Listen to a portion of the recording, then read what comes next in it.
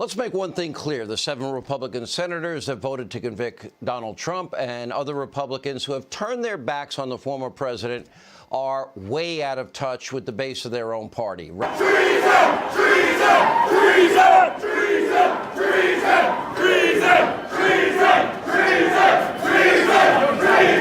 Defend your liberty! Defend your Constitution!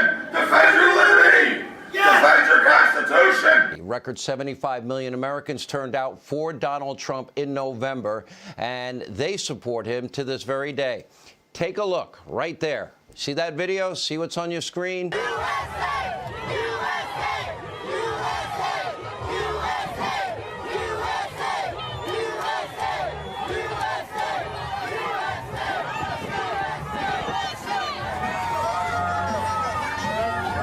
USA! I have a question, Mitch McConnell, John Thune. How come you never had this kind of enthusiasm at any of your events? I'll tell you why, Sean. It's because McConnell and Thune are boring politicians. But that doesn't make Donald Trump a good one for his party or the country. Hello, everybody. I'm David Shuster, and thanks for joining us. Let's be clear. Donald Trump is great at drawing massive crowds and generating news headlines. But throughout history, there have been a lot of tyrannical dictators who were also good at drawing crowds.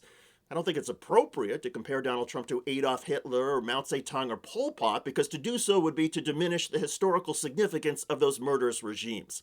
But anytime Sean Hannity or anybody else suggests that the most important attribute in a political leader is their ability to draw a crowd, that's insane.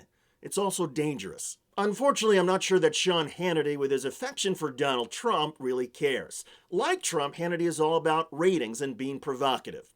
Along the way, though, Hannity and Trump have given us a crucial window into the extreme base of the Republican Party. In that base, whipping up the right wing, generating excitement, promoting incitement, those are paramount. The idea that the Republican Party would be pragmatic or logical or thoughtful, that is for losers.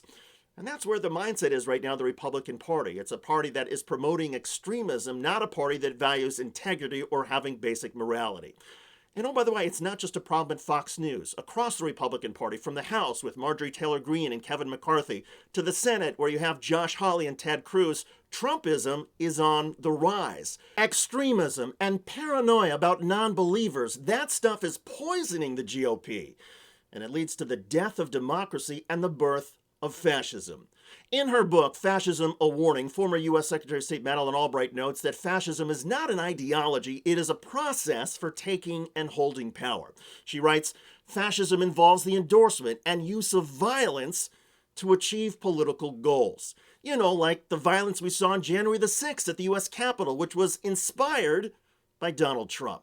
You'll never take back our country with weakness. You have to show strength and you have to be strong. Despite the damage that Donald Trump inflicted, he is still the de facto leader of the Republican Party.